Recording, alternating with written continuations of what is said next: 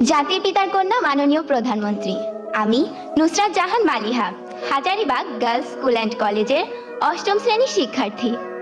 আমার বাবা একজন দিনমজুর। 2 মেয়েকে নিয়ে আমার বাবা মায়ের নিত্য অভাবের সংসার। আমার নিরক্ষর বাবার কাছে আমি রাজকন্যা। আমার মতো মালিহাদের পিতা যখন বলেন, তোর আর স্কুলে যাওয়ার দরকার নেই, কাল থেকে তোর মায়ের সাথে কাজে যাবি, তখন মনে হয় এটাই যেন আমাদের চিরকালের নিয়তি। কিন্তু মাননীয় প্রধানমন্ত্রী, সেই দুর্ভাগ্যের নিয়তির শিকার আমাকে হতে হয়নি।